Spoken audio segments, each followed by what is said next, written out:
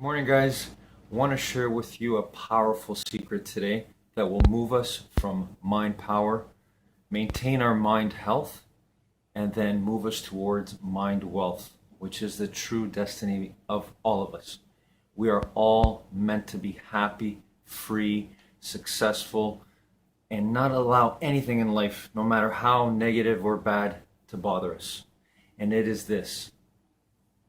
When I read Your One Word by Evan Carmichael, and when I found my one word, it changed everything, all in a flash of lightning. When I realized that everything in my life, everything I like, everything I gravitate towards, the people I hang out with, it's all about determination for me. I said, enough. Once I made that decision, I cut myself off from retreating. I started writing my book, and here I am. Find your one word. You're one word away from your greatness.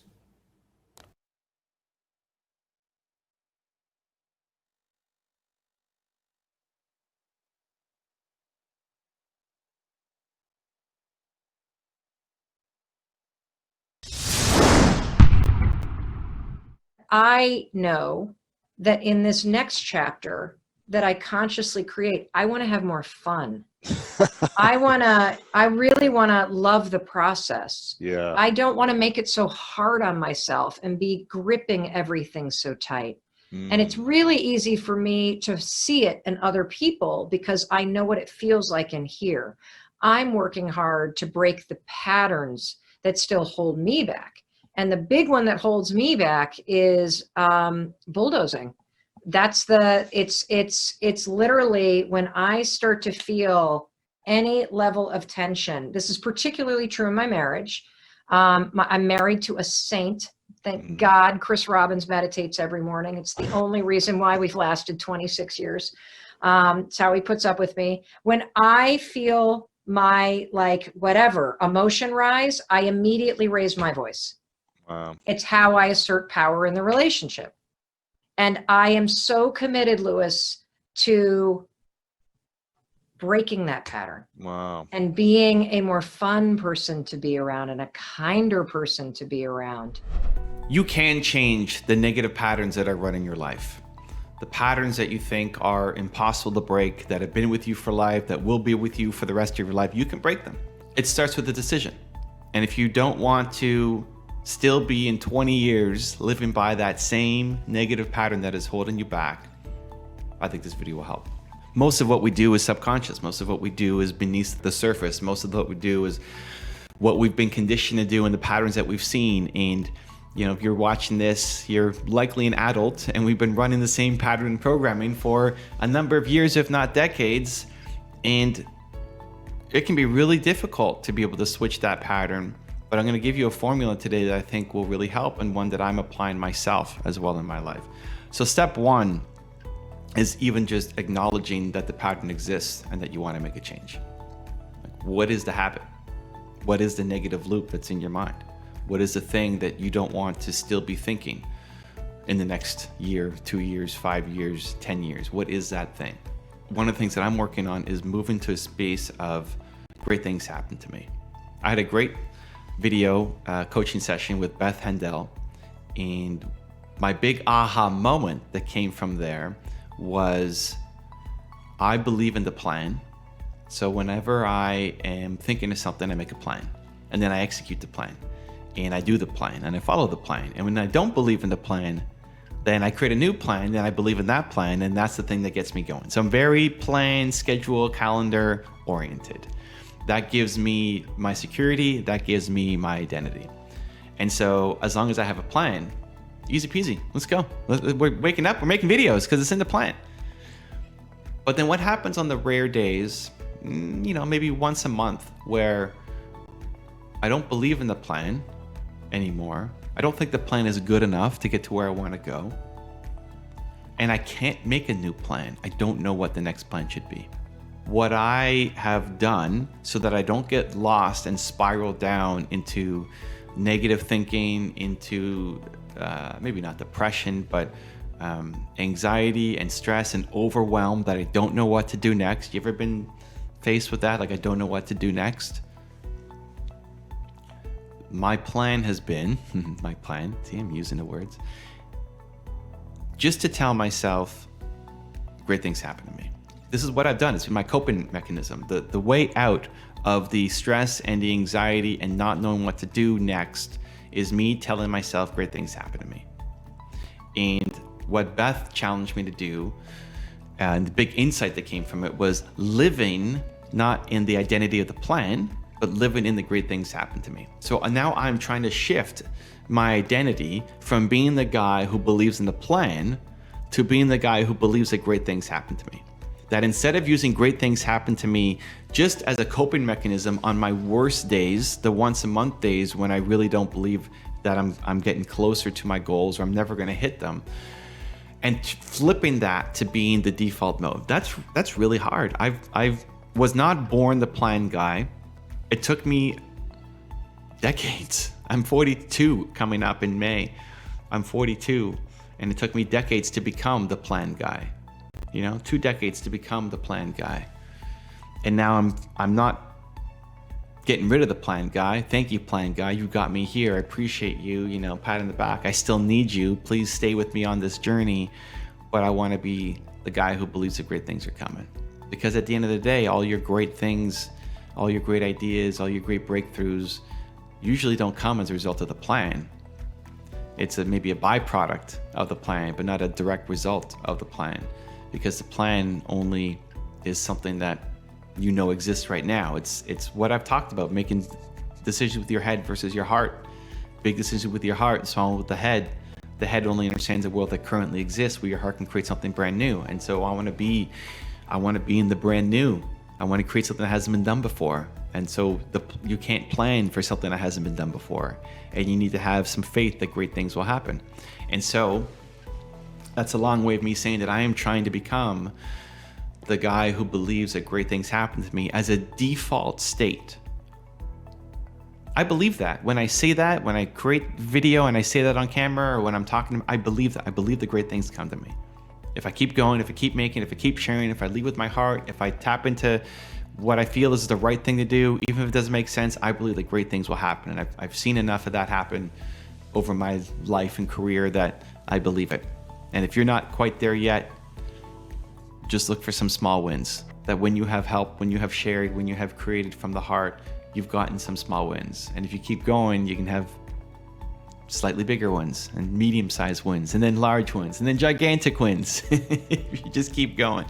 So how do I shift? And we're working through this in real time. I'm not sharing a story that is, 20 years old, like I sometimes might do, the foundation story. So how do I shift? How do I shift from being the plan guy to the great things will happen to me guy? I think it could be a useful mini case study for you if there's something that you want to work on, that you want to improve at. You're tired of telling yourself a different story and you want to shift it. So here's what I'm doing. First off is trigger words, right? So if I say plan, that's a trigger word. Plan, ooh, plan, here's my plan. Like, oof, plan, I said it again. Not that it's bad, right? For yours, it might be bad. It might be a critical, you telling yourself that you're stupid or that you can't, right? Can't could be another a trigger word, or hard is another trigger word. The fact that you're not going to do something because it's hard, that's a trigger word, right? So what are the trigger words that you tell yourself as to why you can't do something, or that keep you locked in your negative patterns? What are those trigger words that anytime you catch it, you say it, you feel it, you tell somebody else it, that like, oh, there it is again, I'm noticing it. You can tell the people in your life, your family, your friends, your spouse, the people on your team, you can tell them, hey, if I ever say this word, I want you to call me out on it. So you can have people kind of support you through this journey as well. Number 2 is you try to design in a conscious way, applying it in your life consistently. So the next thing I did as soon as I got off that coaching call with Beth was I told my wife, and I said, hey, great things happened to us. I told her what happened, and great things happened to us. Great things happened to us. Great things happened to us. And I must say that at least 40 times a day. Great things happen to me, talking to myself, or great things happen to us. If you want, you can set it as an alarm in your phone. You could put it as a background on your computer screen. You can put it as a sticky note on the bathroom mirror or the door. I have an email that I sent myself that I didn't delete out of my inbox. So I always see it in my inbox every day when I'm checking my email. I check my email once a day, and it's always the last email that I check because I never remove it from my inbox. And it says, this is your great things happen to you reminder. This is your great things happen to you reminder. Every time it's like, oh, that's right, great things happen to me. Because that's still it's nowhere close to being my default, but I'm working towards becoming that person. So it's the decision to do it, and then with intention, putting things into your calendar so that it happens. So again, maybe you're setting an alarm on your phone, maybe you're putting the picture up on your wall, you're telling your friends and the people around you, and you're finding a way to repeat it. And I'm not judging myself as to, I need to get this done next week. I just want to make a little bit of progress every day. Beth team reached out and wanted to do a round 2 of coaching, and I said, I'm still, thank you, it's amazing. I'm still working on the last thing, The great things happen to me shift in mindset is something that I'm working through, and it's incredibly powerful, and I don't think I need any help for anything else yet. I'm still working through this thing.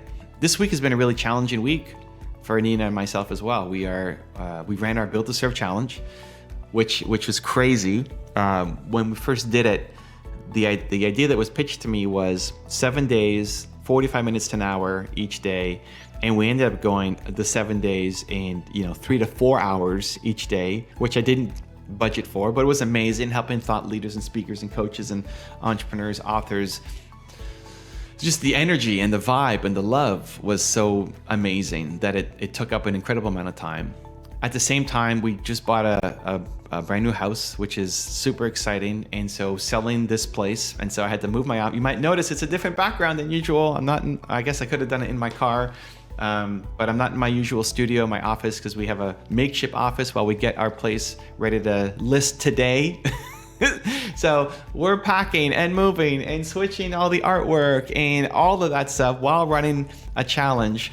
Yesterday, I hit the side of a curb that had like a boulder, and it punctured my tire, and not just like giant hole in my tire.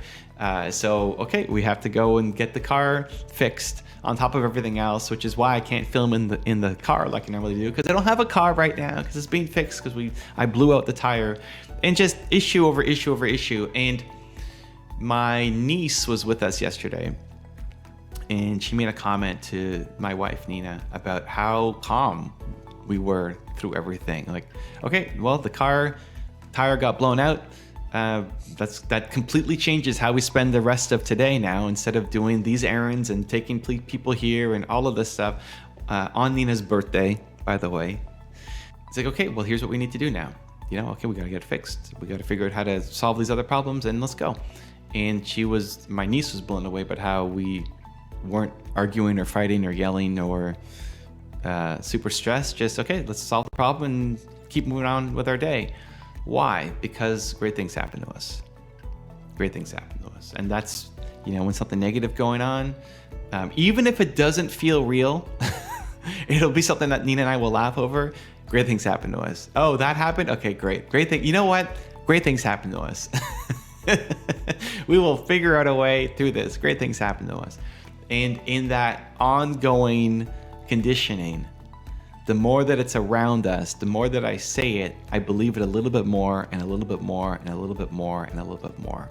And I guess you could call it affirmations. I never really connected to affirmations that much because it felt, if I was saying something that I didn't believe in, that it wouldn't work for me. And because I already believed that it wouldn't work for me, then I've already set myself up for failure from the beginning. I think the key thing is, if you want to be able to change that mindset, you want to change the habit loop, you have to find something that you actually, on your best days, believe. There's a kernel of truth in there, right? If you're 400 pounds and you say, I'm skinny, I'm skinny, I'm skinny, I think a lot of, in your head you say, well, that's BS, I'm not skinny. And then there's no even kernel of truth to it, so then you never do the actions to help you get there. Where on your best days, what do you believe about yourself? On your best days, how do you handle problems? So when I say great things happen to me, I believe it. I actually believe that wasn't something that was given to me. That wasn't something that somebody once told me. That wasn't somebody that a coach told me that, hey, you have to use this now as your mantra. I believe it. On my best days, I believe it. I believe it. I can tap into that, and I believe it. There's a kernel of truth to it.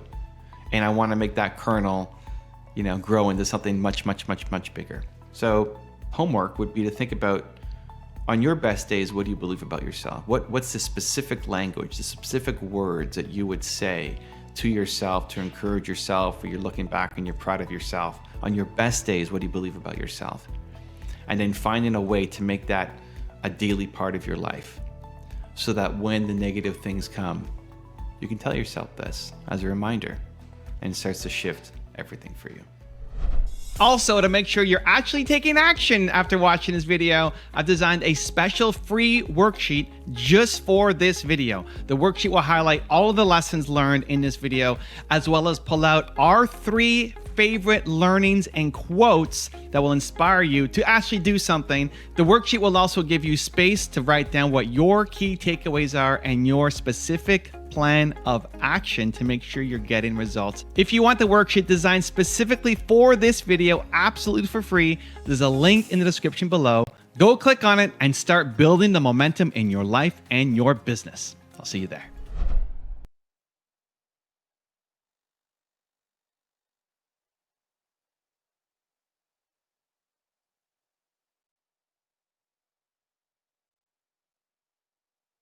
Good morning, guys. Top 10 rules for success. Today, Warren Buffett shares with us something so powerful, and it's connected to what we're talking about in developing our mind wealth. And I think it is a sure sign that you have or are on the path of infinite mind wealth. And that is Warren Buffett, the greatest investor, one of the guys who's the best at making money in the world through making decisions, calculated decisions. He says that the greatest secret he's learned is the power of unconditional love. And he refers to the power that a parent has for a child. He goes on to tell us today that knowing that you can come back and people will love you no matter what, and we all have that capability to have that unconditional love for everyone, he says that's the most powerful lesson he learned. It can unlock the full potential of all of us. So think about that. The greatest investor in the world is talking about unconditional love. May we all use it for everyone. Have a great day.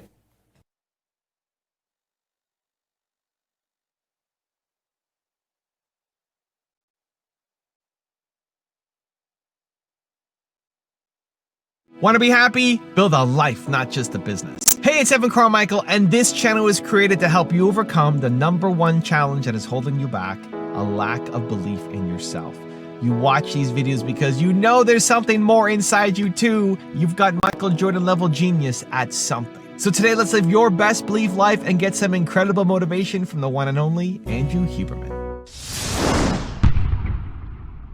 For any of us, success in any endeavor is very closely related to how much focus we can bring to that endeavor.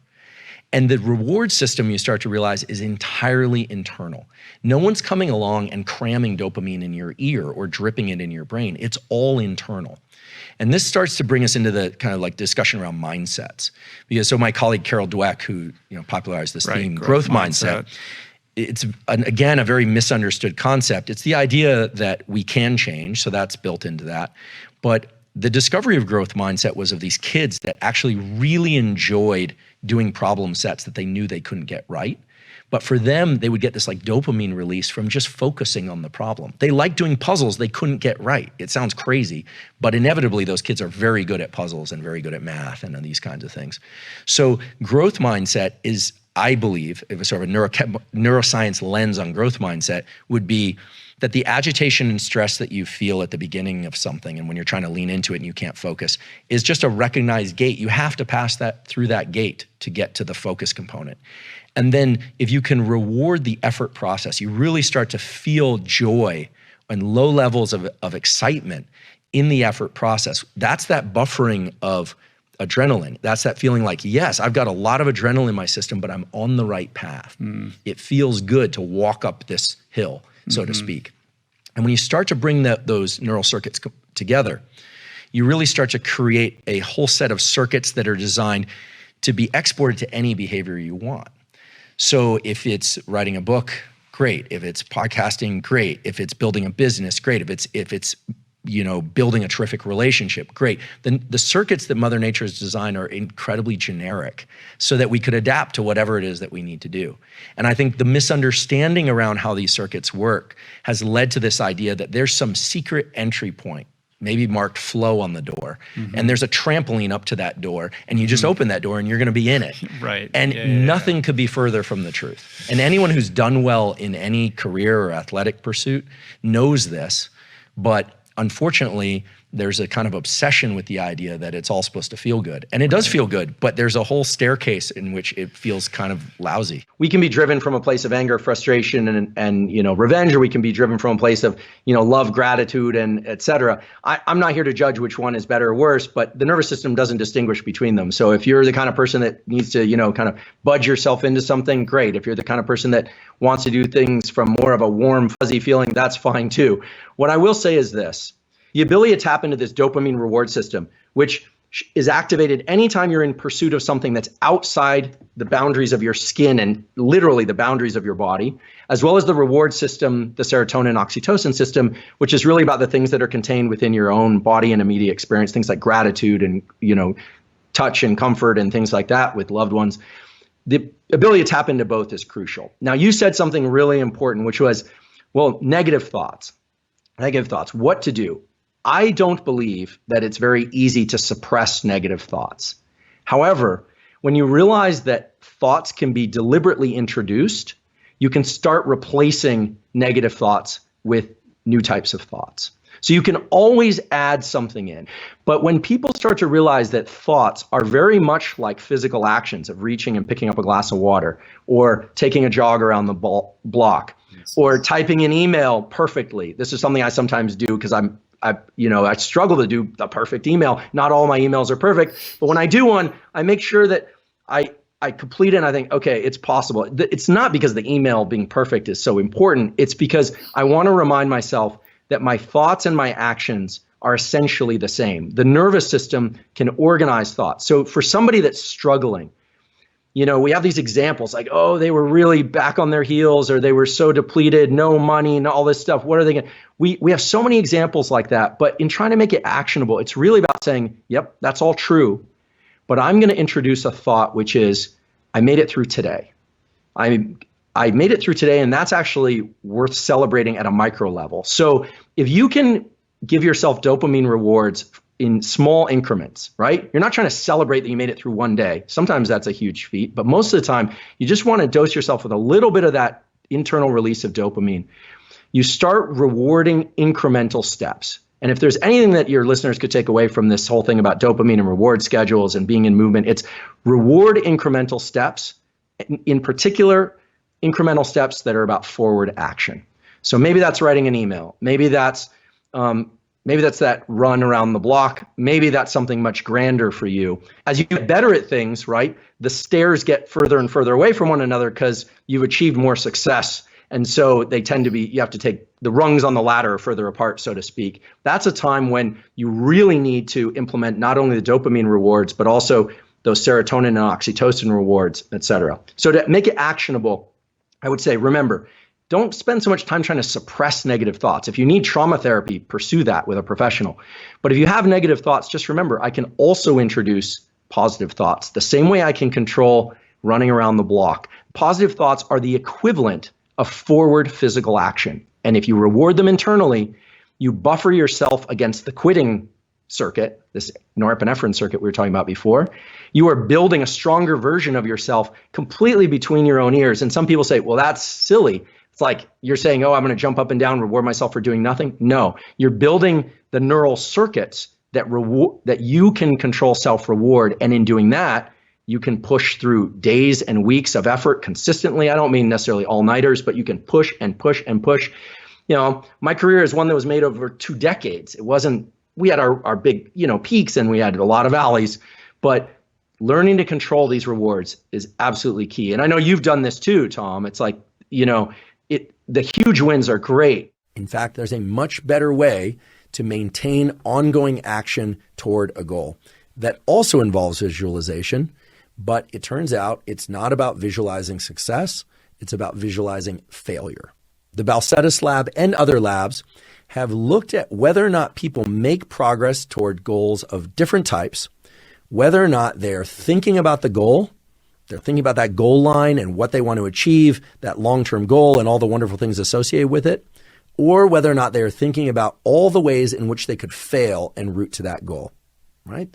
This is not typically what we are encouraged to do. Typically, we are told, don't imagine failure, push failure out of your mind, only focus on success, fake it till you make it, or it's a phrase that I absolutely hate, frankly, because it's not even clear what that means, and it's not even clear what the ethical form of that is. I think it means continue despite any anxiety or fear that things won't work out. But if you look at the literature, the scientific literature, what the Balcetis lab and other labs have shown is that there's a near doubling in the probability of reaching one's goal if you focus routinely on foreshadowing failure. You think about the ways in which things could fail if you take action A or you take action B, and instead, therefore, you take action C. You're supposed to think about how things could fail if you don't get up and run each morning if your goal is, say, a fitness goal. So let's use that as an example, because even though I realize people are in pursuit of many things, not just fitness goals and physical goals are a very concrete thing that we can all get on the same page about because they're related to actions. Let's say somebody sets a goal of running 5 miles 4 times a week minimum and as many as 7 4 times a week minimum before 8 a.m. Okay. In a previous podcast on habits, I talked about the benefits of not necessarily setting specific times that one will do things, but setting time blocks that one will do things. So you say before 8 a.m., you're going to run 5 miles, and that's going to happen up to 7 days a week. Okay. One version of this would be, okay, sit back in a chair and think about how great you're going to feel and look if you're doing this every day, how your health is going to improve, how everything's going to, your blood markers of lipids, et cetera, are going to improve. Okay, fine. That's the visualization goal of visualizing the endpoint. Turns out that is far less effective and maybe even counterproductive compared to thinking about what's going to happen if you don't do this.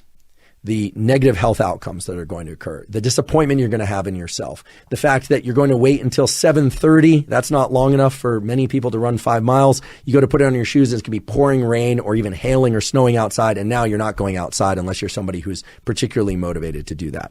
Okay. So foreshadowing failure turns out to be the best way to motivate toward goal pursuit. In fact, as I mentioned before, there's a near doubling in the likelihood that people will reach goals of any kind when they're constantly thinking about how bad it's going to be if they fail.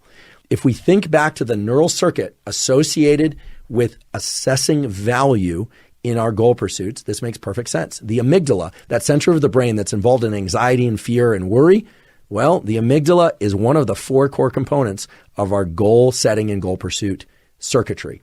And there's no bypassing that. There is no one listening to this or watching this whose amygdala is not involved in their goal setting and goal pursuit behavior. And so while I'd love to be able to tell you that all you should think about is rainbows and puppies and all the wonderful, rewarding things that are going to happen when you achieve your goals, the truth is you should be thinking mainly about how bad it's really going to get if you don't do it, how disappointing yourself you're going to feel, how it will negatively impact you, if not in the immediate term, in the long term, if indeed your goal is to reach your goal. So I want to emphasize that I'm not interested in encouraging people to flagellate themselves. I'm encouraging people to achieve their goals. And it turns out the best way to do that is by foreshadowing failure. And the more specific you can get by writing down or thinking about or talking about how bad it will be if you don't achieve your goals, the more likely you are to achieve those goals.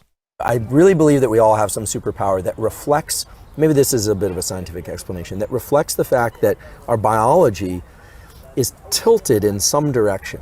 People often think about their biology being tilted in a direction that doesn't serve them, like, oh, you know, my parents were this, or or I'm not a good athlete, or I'm whatever. But it's also tilted in the direction of something really special. So like when I was a kid of that age, I was fascinated by animals. I was just like and so had I learned to listen to that more, I used to hide my interest in animals because I thought it was kind of it wasn't cool. Like I didn't play the guitar in college, I didn't surf.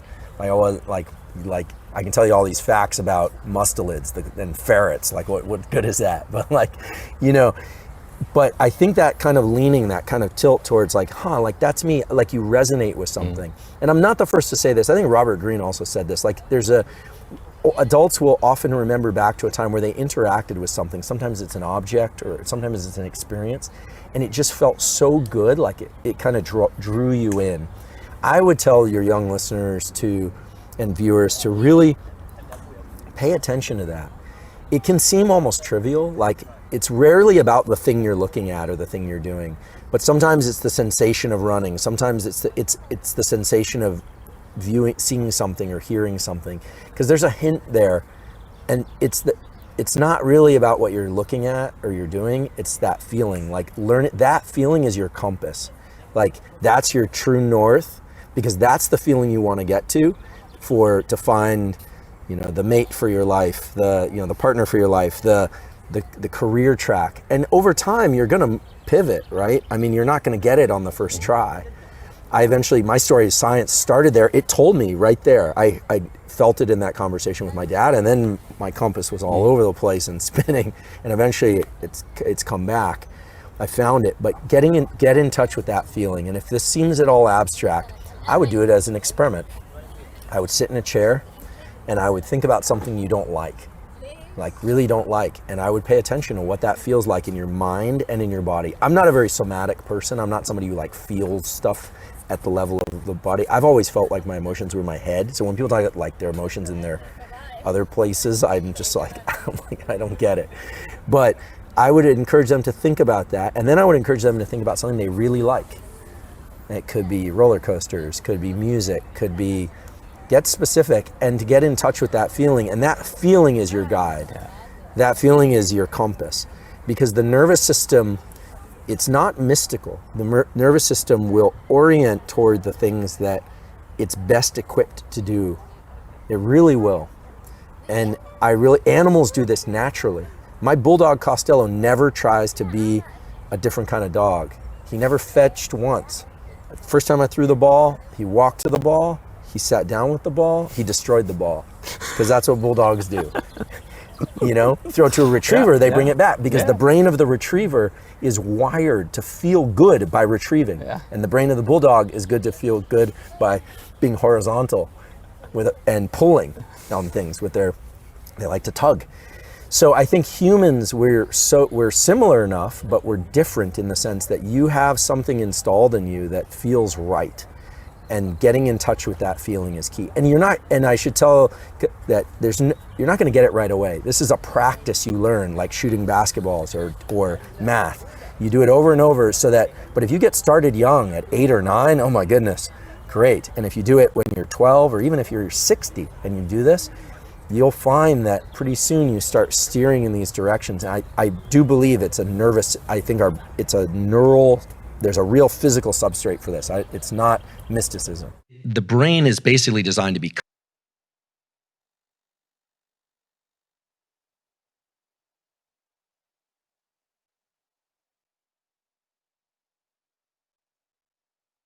Guys, I'm really excited, really pumped up about this. I want to start a new series and just put a lighter note on things. When we go on a path of going from mind power, maintaining our mind health, and moving to infinite mind wealth, a lot of it is difficult to understand.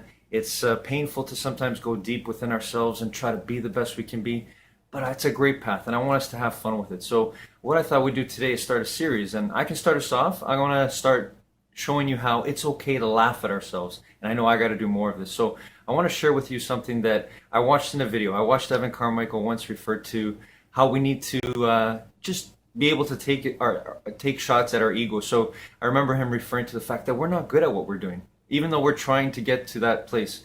And that's okay. So I want you to look at me, look back on my videos, look at my path and watch I'm not good at what I'm doing. I know I'm not, but I'm always on the path to get better. So hope this helps you. Laugh at yourself. Have a great day, everybody.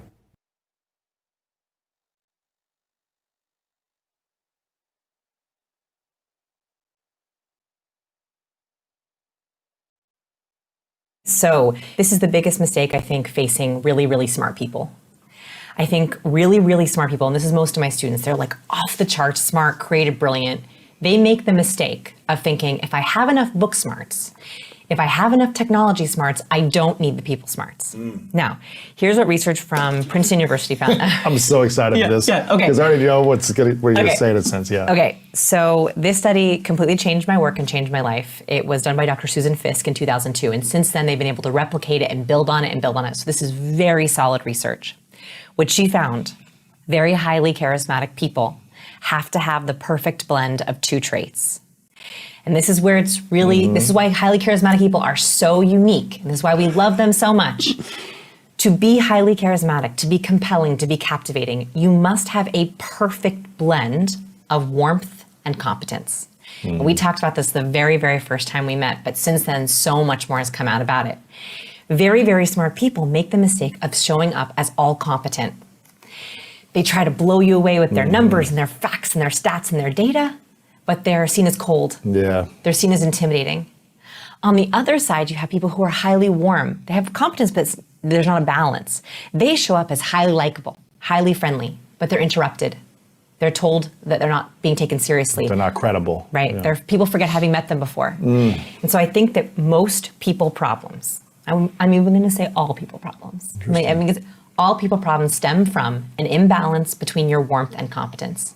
And so not only do I think that charisma is essential for being successful, I actually think it's the only way that people will be open to your competence. So you could be all the book smarts in the world. Yeah. You could have the highest IQ and remember everything on any test, or you could be an encyclopedia of wisdom and information. But what I'm hearing you say, if you don't have charisma, at least some of it, then people won't take you seriously, or they won't care as much, or they won't be as engaged. It's not just engaged. There's two questions that humans ask themselves about the person they're with. And this happens immediately in every interaction. By the way, video too. We forget that this is not just in person. This is happening the moment you pop on video. It's happening the moment someone opens your LinkedIn profile. I did a whole bunch of research on LinkedIn profiles specifically because that's where a lot of our first impressions are happening. Okay, when people see your LinkedIn profile, when people see you on video, on Zoom, the first question they ask themselves, and it is chronological, the first question they ask is, can I trust you? Basic instinct, are you going to be my ally or my enemy? Can I trust you? The very second question they ask is, can I rely on you? So when you're in a meeting, on a date, in a call, in a pitch, a negotiation on LinkedIn, the two signals that you want to cue people with as quickly as possible is, yes, you can trust me, and yes, you can rely on me. The problem is that most professionals right now are going mute. So I don't know if you've noticed this, but it feels like in the last 5 or 10 years, we've gone towards ambivalence. You know, we've gone towards, I'm not going to show anything. I'm going to be as professional and sterile as possible. And so we've taken out cues from all these assets, and then people have a really hard time trusting us. They have a really hard time listening to us. We wonder why people are slow to reply to our emails. It's because we're not cueing enough. We have to have hundreds of cues to answer those 2 questions. Interesting. So how do we create more trust and reliability instantly? Yes. Okay. So here, let's talk about trust first, because it is chronological. We have to trust someone to rely on them. That's why starting with your competence doesn't always work. So trust. So the very first thing is a weird one. It's a really weird one that I'm going to talk about first. So you don't have to be competent to be trusted. To be charismatic, you have to be competent and trustworthy. Okay. Right? So we want that perfect balance. Need motivation? Watch a top 10 with Believe Nation. Hey, it's Evan Carmichael, and I make these videos because you are probably the most ambitious person in your circle, but you know you're capable of more. And you get that push by surrounding yourself with the best. So today, let's learn from one of the best, Vanessa Van Edwards, and my take on her top 10 rules for success. Enjoy. Rule number 2, use powerful words. Charisma is the perfect blend of being likable and powerful. Whew, that was really, woo. Boom, homie. We rocked that in that was like very 6 few words or something. All right, so likable and powerful. So now break those 2 elements down for me. So likability. Okay, so I think that there's a mistake that happens with very smart people. This is the one that we see the most often, is really smart, intelligent people. They want to hit you with their smarts. They want to be impressive. And so they come into interaction or on a video call and they're like, I want to blow you away. So they mention accolades and numbers and fancy facts and rehearsed answers. And people will see them as impressive, capable, powerful, but cold, intimidating, hard to talk to. And this is what the research found. Competence without warmth leaves people feeling suspicious. Suspicious? Why suspicious? Suspicious. This is from Dr. Susan Fiske. That is a direct quote. I memorized it because it took my breath away when I read it. Because I realized for so long, as you know, I'm a recovering awkward person, I would try to, impress people and make sure that they liked me. And so I would try to blow them away with smarts. And the problem is that when you do that, it leaves people feeling suspicious. And that's because when we don't have likability softens our power. When we add the warmth plus competence, so likable, friendly, compassionate, trustworthy, plus capable, powerful, impressive, that's the sweet spot. In the study, what they did is they had participants look at short clips of politicians. They didn't know these politicians. They just had them watch these clips of politicians. And they asked them 2 different questions. Who is warm, likable, and trustworthy? And who is dominant, powerful, and capable? The politicians who had only one of those were not rated as charismatic. They were not as successful. They weren't as successful in real life or just in the study? In the study, they were ranked very low on the charisma scale. So they could be seen as trustworthy, but if they weren't also powerful, they were not seen as compelling. They were not seen as convincing. They weren't seen as memorable. So the biggest challenge I think we have to be charismatic is to show up as our warmest, most competent self, but it has to be that balance. Of course, and that's why it's amazing. Yeah. But it's like, talk about feeling like you're being pulled in 2 opposite directions. And I find it, I don't want to use the wrong word here. I find it easy to be warm. Yeah. And I find it easy to be intense. I find it difficult to be warm and intense. Although you didn't use the word intense, you used powerful, but I guess I don't like throwing that moniker at myself. But yes, so warm and intense I find extraordinarily difficult. Yes. Warm or intense, that's a lot easier. I'm going to make you feel better. Please. Okay. Actually, the research finds they can be chronological. Okay. And this is extremely helpful. Like, this is like next level. Yes, Which warmth should and come competence. first? Warmth. Okay. Okay, Makes sense. why? As humans, when we first meet another human, the very first question we ask about them is, can I trust you? Right? So like from across the room, on a video call, in an email, we are looking, can I trust you? Are you on my side? Are you a threat? Can I make sure that I'm not going to be at harm? Not just physical harm, but even like emotional harm. Are you on my side? The next question we answer, and it is the next question, is can I rely on you? So let's take an email, for example, because that's we can control all the elements. In a really good email, we do this sometimes naturally, but not always. The subject and the opener should be warm. Maybe the opening line is also warm, and the content, the body of the email is competent, competent, competent, and the sign off is your choice. So for example, when we look at words, I love the power of word choice. What research finds is when we read words like collaborate, we are more likely to be collaborative. When we read words like power, we are more likely to be powerful. Here's a specific study. It's a little complicated. Can I go deep? Yeah, please. This study blew my mind. So here's what they did. They had participants come into the lab and they gave them a quiz, a math test they had to solve. One set of participants got a set of directions that was very simple. It said, please take this test, take your time, answer all the questions correctly. The second group got the same set of directions, but they sprinkled in a couple of high achievement words or achievement-oriented words. So achievement-oriented words are like win, succeed, master, achieve. We love those words. They give us the tinglies. Okay, they just sprinkled them in. They wanted to know if just adding in a couple of achievement-oriented words would change participants' behavior. Just those achievement-oriented words made them get more answers right. So it actually changed their performance. In other words, reading the word win makes you think more like a winner. It changes your physiology to be more like a winner. Second, this is where I think it gets more interesting. It doubled their desire to work on the task. So it made them work on the quiz longer, and it made them enjoy working on the quiz. And lastly, it actually changed their physiology. So when we read... What were they measuring? So how many questions I got right. But when you say it changed their physiology, how do we know? Yes, they are measuring the amount of testosterone or dopamine or oxytocin. They took their blood levels? I believe it was either blood or saliva. Wow. To see if their physiology would change.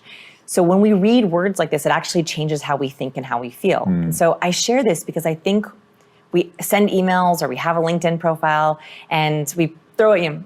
Hey everyone, today we have to get a lot of things done. It's gonna be a really busy week. Let's make sure that we overcome all those challenges. When you write words like busy, people are literally primed to be busier. When you write words like challenge, they're more likely to be challenged. So going back to warmth and competence, it's a challenge for everyone.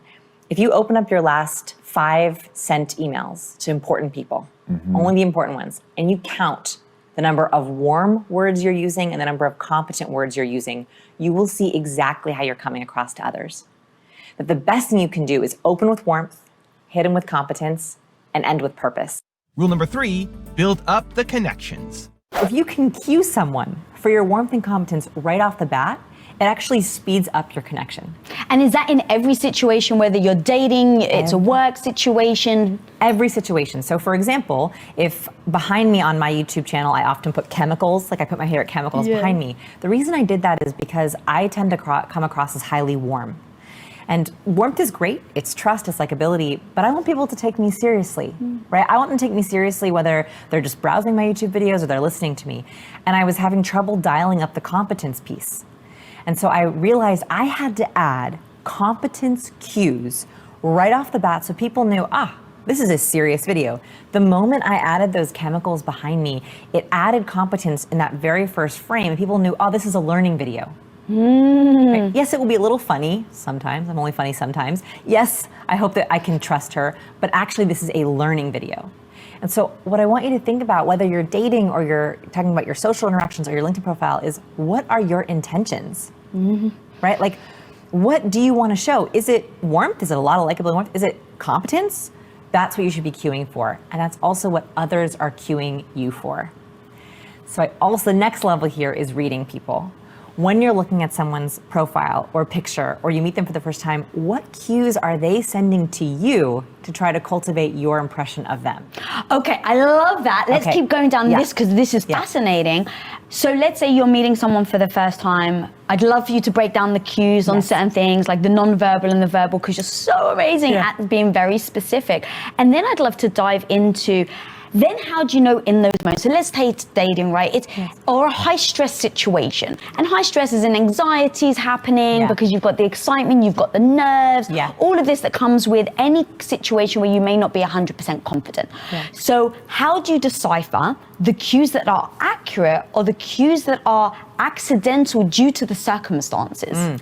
Okay, that's one of our biggest challenges as cue readers, right? Because some of our cues we can control, right? I can sit up straight, I can have good posture, I can smile at you when I want. like I can purposefully do all those things. But actually what is more accurate, what we know is not put on or forced, are the small cues that people do, especially while they're listening. So I find that when you're reading people, you can read while they're talking, but actually it's much more interesting to read while they're listening.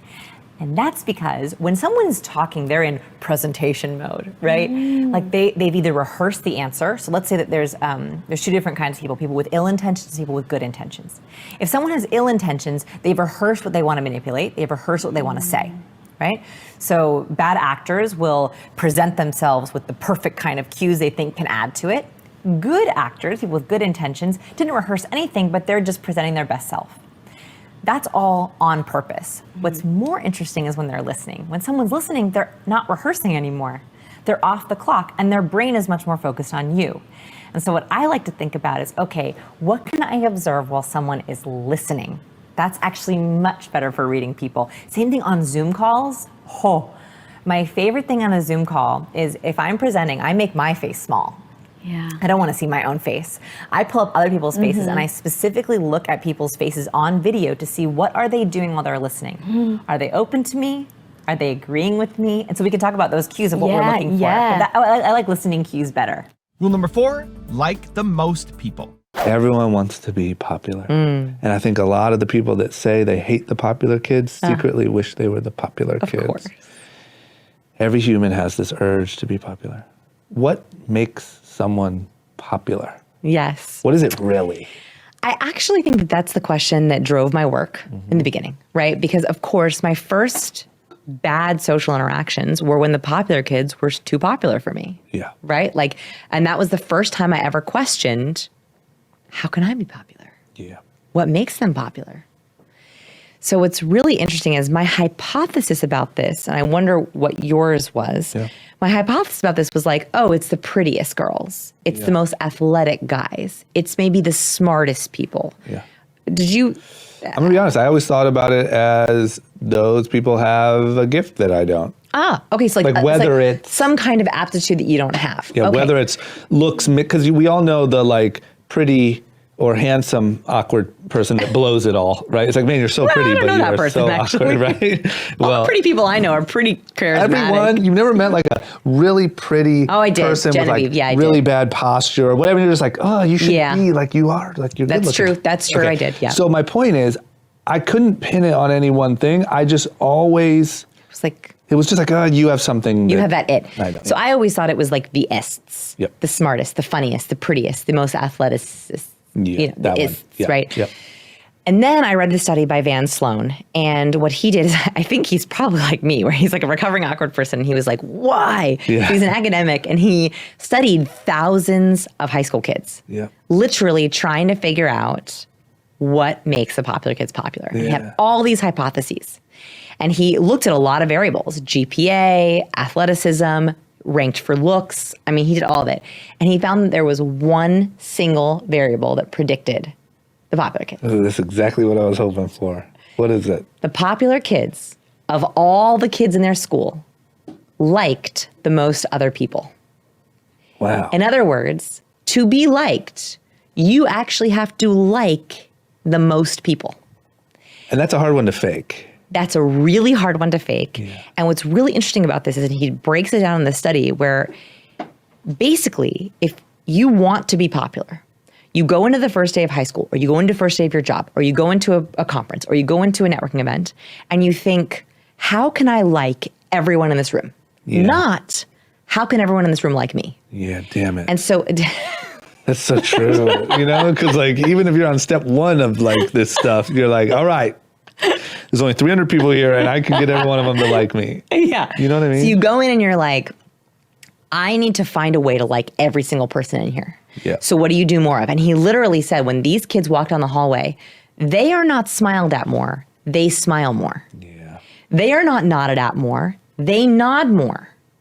So in other words, when kids would walk through the hallway, they were like, oh, like he's not gonna like me. But then he was like, hey. And you're like, oh, hey. Yeah. So it's actually being the liker. Like that's how you do it. And that is easy. I think that's easier than walking into a room and saying, how do I become likable? Because it means that every conversation you have, and I have a whole lot of strategies about this, but the most basic one is, what questions can I ask to find out everything I like about this person? Yeah. That's it. Also, to make sure you're actually taking action after watching this video, I've designed a special free worksheet just for this video. The worksheet will highlight all of the lessons learned in this video, as well as pull out our 3 favorite learnings and quotes that will inspire you to actually do something. The worksheet will also give you space to write down what your key takeaways are and your specific plan of action to make sure you're getting results. If you want the worksheet designed specifically for this video, absolutely for free, there's a link in the description below. Go click on it and start building the momentum in your life and your business. I'll see you there. Rule number 5, be socially assertive. I think the more that we can take control of our cues. So, I've always struggled with confidence. I've always tried to grasp that, that amazing spirit. I think the only way to do it is control for me. That I think that controlling the environment? Controlling my cues. Okay. So I think that the only way that I feel confident is if I know, okay, I had this important email I have to send to a team member, and here's the information I have to get across. I do the same thing as you. I think most people do. I get the information out first. I typically write here's what has to get done. And then I add in the warmth, typically in the first 10 words. And this is a really easy way to do it for yourself. This is only when it's important. It doesn't have to be every email. I think, okay, what do I want this person to feel? If I were with them in person, what would I want to gift them? Would I want to gift them excitement? Get excited about them? Gift. I think it's a gift. I think that we can prevent burnout by gifting the right chemicals, right? It takes effort, like a gift. So if I'm okay, I want this person to be excited about this project, I'm going to use words that cue for excitement. And this is literally what the research shows, that when we say things like, what are you excited about? Or I can't wait for this project, or I'm looking forward to this, those are excitement words. Or do I want to gift strategy? Do I want to gift efficiency? Do I know that we are pushed for time and I want to gift streamline, collaborate, brainstorm, credible? The more I use those words, the more I am literally gifting that testosterone, that chemical. So I think that that's how we can next level. It's next level. We can gift those chemicals to people in our in-person interactions, but also in our emails and our videos. What I find really interesting about that is that you're cueing not only to other people, but to yourself, even selecting the word gift, which is an interesting reframe for me as I think about that, think about the different interactions and what I want to communicate. But even choosing that word feels very different than communicate or even give. Yeah. That's really powerful. Getting the framing device right so that whatever your sort of emotional goals there. And you just cued me that you want to talk. This is so interesting. And you go into detail about this, like the cues that people will do. Yeah. Walk me through what just happened in the last 9 seconds. Okay, so I really wanted to reframe you because you were wanting to get it done, which was good. And we were talking about how do we make it better? How do we get it done? And the reframe I wanted to give was, this is like a gift. And how did you interrupt me though, without saying a word? So first I was using the word gift, which I think already was like your brain was like, oh, that's something different. And then also I leaned into you, right? And I widened my eyebrows a little bit just to show we're open, we're getting into this. So those were 2 high warmth cues. So when we think about nonverbal, I was trying to cue you for warmth, right? So I leaned a little bit more. And by the way, this changes our brain. So the study that I share in the book, which is just try leaning in a little bit. It will actually activate a different area of your brain. So when I lean in a little bit, you lean in a little bit more, your head actually leaned in a bit, which activates your motivation. And then even just taking a breath and slightly opening your mouth, I was like, I know. It is so interesting. I knew exactly that you had something to say, and I think we all take it for granted how you can use that. In the book, you walk people through, hey, if there's somebody that's talking too much and you need to interrupt them, but you don't want to please. Okay. So this is a superpower. So if I have anyone who's introvert, anyone who's awkward, anyone who lacks social assertiveness, I think social assertiveness is actually a hidden trait that everyone should learn, because to be socially assertive, it means you're putting your needs forward, but you're being polite about it. Right? So you're not people pleasing, you're not bending over. Okay, so this is if you have an interrupter. So you have someone who constantly interrupts you. You have a couple techniques. First is the open mouth, which I just did to you. So the open mouth, I call it the fish. So if you want to say something, you... right? And the bigger the open, the more they'll notice. This works on video calls, this works in person. So if someone's talking to you, you're like, oh, she needs to say something. And you'll bookmark it. You'll literally be like, oh, wait, she has to say something. So try opening the mouth. The second one is we are very cued that a hand raise or even a finger raise means one moment, can I say something? And so if you have someone who's talking or who interrupted you, you can literally a little bookmark or a little it's like a pupil, right? Like you're raising your hand. And the next level is you actually reach out and touch them. And that's like my least favorite, but if you really have someone. Why least favorite? Because in this world, if we're 6 feet apart, right, it's really hard to cross that space boundary. And also some people aren't comfortable with touch. So I reserve that one if you're only like, I really need to get their attention. Rule number 6, avoid narcissistic people. There are certain cues that we cannot control.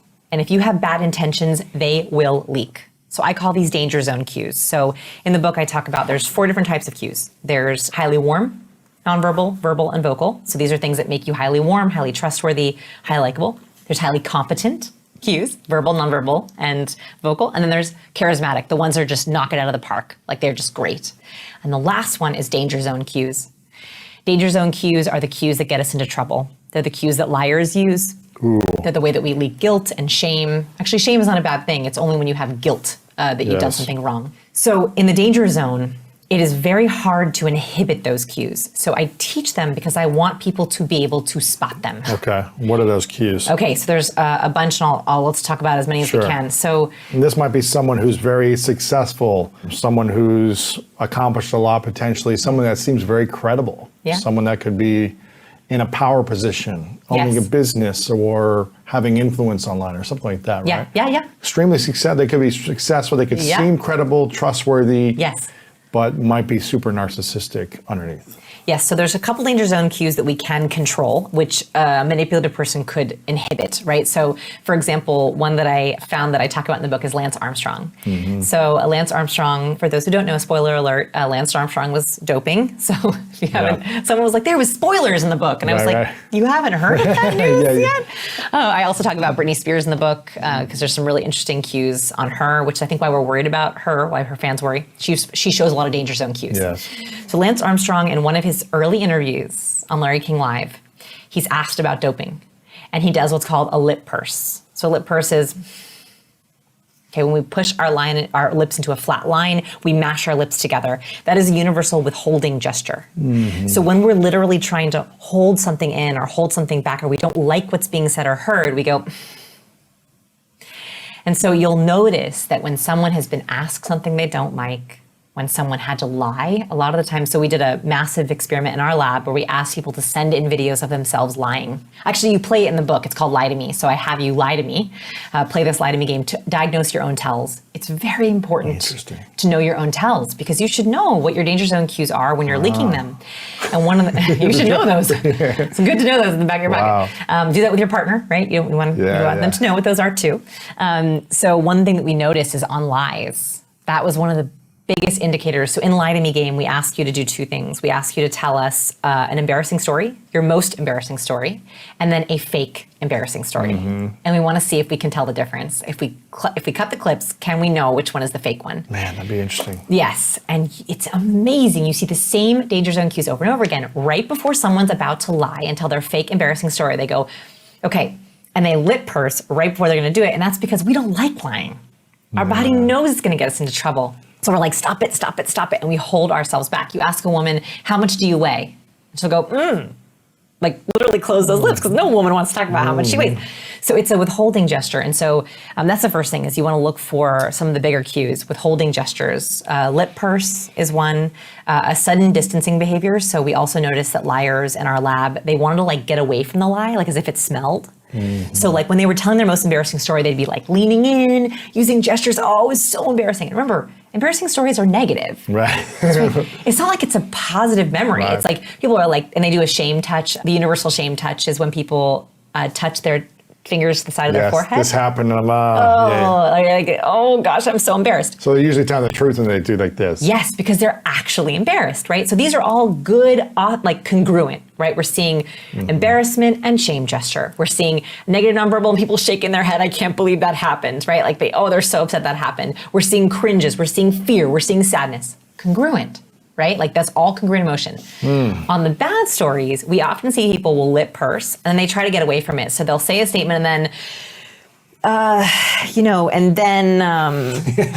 and they're literally like as far away, I hope I'm not messing up my audio there, as far away from the lie as they can possibly get. They're leaning back. They'll sometimes literally lean their head back in the chair. And that's because physically we want to distance ourselves from things we don't like. So we're looking for lip purses, sudden distancing. And there's a lot of cues that we can't control, right? So blink rate is another one. Eye blocking behavior is liars have higher blink rates. They blink more. Yeah, actually in Britney Spears, she had a really interesting interview that I actually break this down on my YouTube channel, so you don't even have to read the book if you want to see it, where I break down the cues in this early interview. This is right before the conservatorship started. So very, very full of cues because it's right before it happened. And she gets asked a very difficult question, and she, all of a sudden, her blink rate goes from a normal rate to a high rate. So she starts to really quickly blink her eyes like this. And that is because when we're really nervous, we literally want to close out stimuli to not see what's happening so we can process what's happening. So blink rate is something that a lot of manipulative people cannot control. In fact, when I share this, people go, oh, I know a very narcissistic, manipulative person who has a very high blink rate. Interesting. Because they're literally like trying to block out the lie or the manipulation. And so they'll sound really good, but they're like really like processing a lot. And you're like, why are they blinking so much? And it's because they're trying to process. Oh my goodness. So just knowing those cues are not all bad on their own, but it's important to know what those cues look like so you can spot them. And I really think, manipulative people will get caught eventually. It is very hard to fake competence. It is very hard to fake warmth. It's hard to keep that up. And so for the long game, yes, you can learn a couple of these cues and try to master your way around them. But for the long game, it's really hard. Rule number 7, don't focus on sounding smart. This is the problem. Again, smart people suffer with this. This is not a problem of people who aren't smart enough. This is actually the problem of people who are too smart. Very, very smart people, they prep for an interview or negotiation or a presentation, and they prep their ideas. They want their ideas to be amazing, right? They're pitching to their boss or their team. They have their dream job, and they're like, I have to have the perfect answer. And so they script out the perfect answer. And they go in there and they're blindsided. They don't know why. They're giving the perfect answers, but people are on their computer checking their email. They're not getting any nods or any smiles or any leans. They're not seeing any of those warmth cues, and they're like, what's going on? And that's just like Jamie Siminoff. If you are smart, you might run into this problem where people underestimate you and your ideas because you are not delivering them with the right competence and warmth.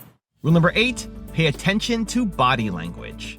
In romance and in business. In romance, it's very good to know if you've brought up something that embarrasses someone, that someone's ashamed of, because oftentimes they'll verbally say it's okay. So let's say that you're talking about debt, right? So yeah, I just paid off my last student loan. Oh yeah, that's great. That's great. It's great to hear that. And you see that they've touched their forehead. There's some sort of shame or embarrassment talking about money, debt, right? So that can be an interesting cue to either make a mental note of or go a little bit deeper or maybe be gentle around. So I like to look for shame as like a gentle, and in business, the same thing. So like if I'm talking to someone, I was just working with someone who is a wedding photographer.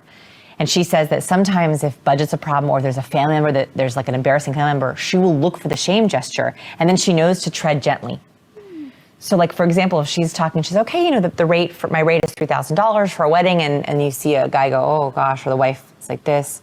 She'll say, I have payment plan options, and I have a couple of ways that, if that seems a little bit high for you. So she'll actually offer so she doesn't get a no. Because she realized when she didn't address the cue, she would never get a call back. Whoa. She'd get a no. So, yeah. I didn't know why. She'd say, what? But she's like, once I started looking for shame, I could see where the hangups were. So I think that's the other thing about this is I don't want people to be blindsided anymore. I don't want people to be like, why did he say no? Why did I get a no? Why did she ghost me? I don't want people to think that anymore. And so I think that looking for these cues, it gives us another level of information. And information is empowering.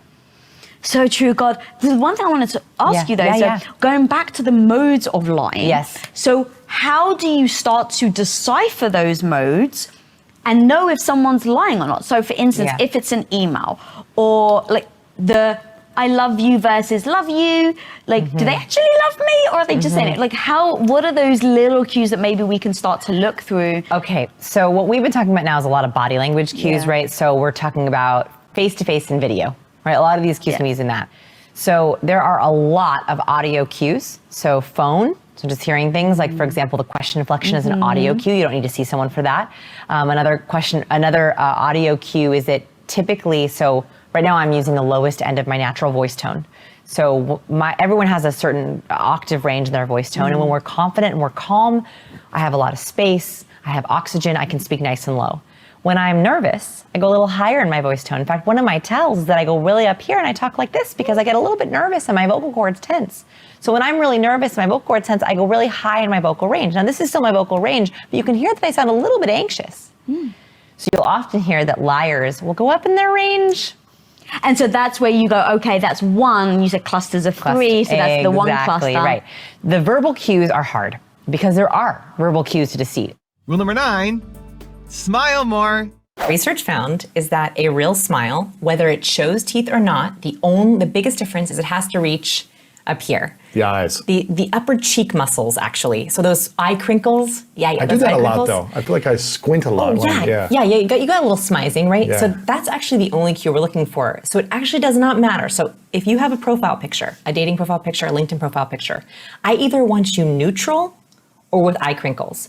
The worst is sort of that in between. Now, I don't mind like a soft up mouth, right? So you and I both have this on our book covers, a soft up mouth, but it has to engage those upper cheek muscles. What Dr. Barbara Wild found is that when they showed pictures of people with the fake smile and a real smile, the real smile was contagious. So when people looked at the real smile, they themselves felt happier. When they looked at the fake smile, they felt no mood change. Interesting. So the reason why that's important is I think that we think about like, oh, I want to show up, I want to be really my most confident self, but what we don't realize is that our cues are contagious. Yes. That if you show authentic happiness, you are more likely to infect happiness. Actually, there's one more face cue I want to talk about. So this is the cue that sort of started me on this crazy journey, and it got me. I'm a recovering awkward person, as you know. So this gave me a lot of relief. Introvert, awkward person, social anxiety, all the good things. So this story gave me so much relief. What they found was, if you are in a room and someone gives you a cue of social rejection. What does that look like? Okay, so social rejection, eye roll, a sigh. Looking away. Looking away, distancing behavior. When we pull our head back and like when I angle my head back, you know I've just disengaged from you. Crossing arms. Sudden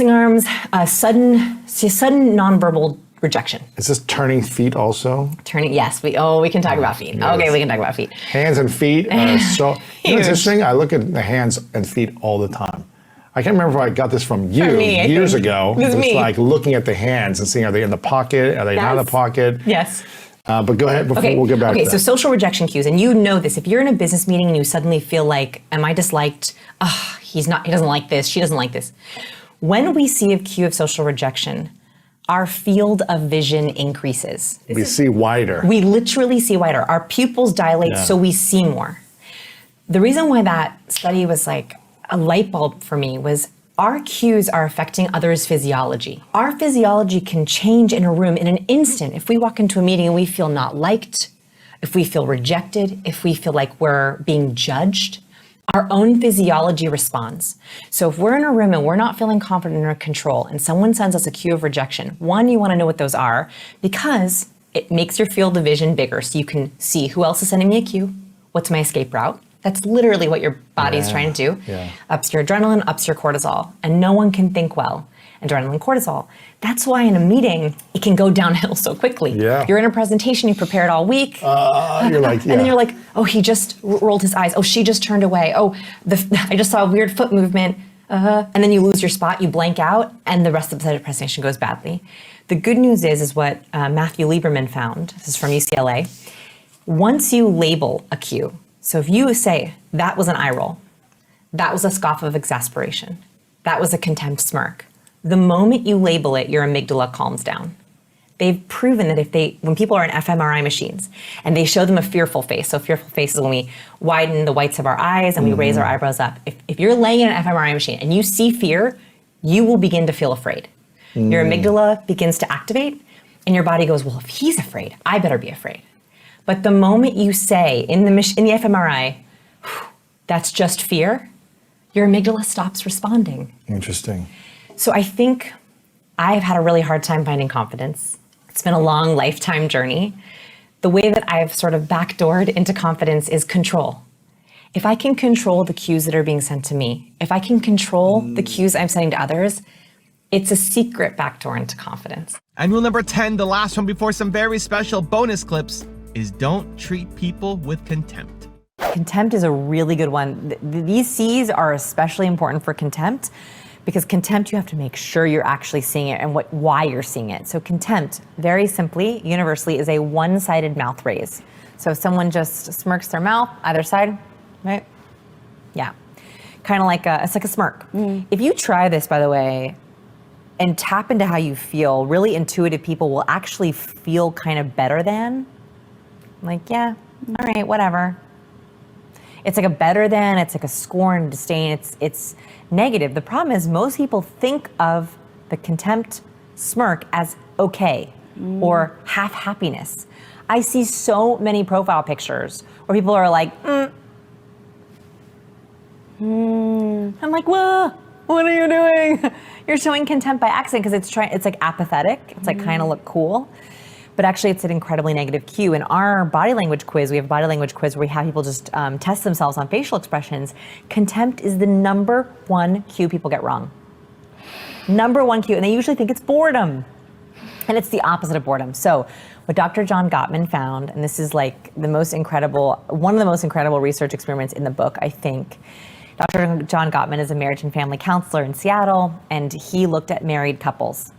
And he wanted to know why couples stay together and why couples get divorced, and can you predict it? So he brought couples into his love lab, and he tested them on everything he could think of. So from body language to answers to history to health to children to where they lived to economic status. He looked at everything he could think of, and he found that there was only one single indicator of divorce. That couples who showed contempt, only one member of the couple had to do it, during the initial intake interview were 93% likely to get divorced. 93%. So if one member of the couple in the initial intake interview went, that's my wife. Oh, I see. Or she's really anal, really obsessive compulsive. And I showed that little contempt. Contempt is the only emotion that doesn't go away. So why this is such a predictor of divorce is because most of our emotions, and this is important to know as decoders, most emotions fade quickly. Happiness comes in a burst and then you go back to normal. Fear comes all at once and you self-soothe. Anger comes and you calm yourself down. But contempt, it's like it sits and it festers. Contempt or disrespect or hatred, if you feel better than someone, feel that better than, and it's not addressed, it grows and it grows, and then you can't even look at your spouse for doing that. You get annoyed with everything they do. That's what that seed of contempt is. And so if you see contempt on someone's face, CCC, is it a cluster? What's the context? Is there any other reason that they could feel contempt? And lastly, confirm. What made them feel contempt? It's not always obvious, by the way. You don't always know why someone shows contempt. I learned this cue many, many years ago, and ever since then, I am very aware of making sure I figure out, is it self-contempt? Like sometimes people feel contempt just of themselves. They don't like their own thought. Sometimes it's something that's being said. Sometimes it's where they are. Sometimes it's that they're hungry. I mean, you don't always know what it is. So that's why I like that last piece of confirming, hey, what's going on? Be like, look, I'm gonna be honest with you. Sometimes you show me contempt when I talk about X. Oh. What is it? What's going on? And that kind of verbalization is like incredibly powerful for relationships.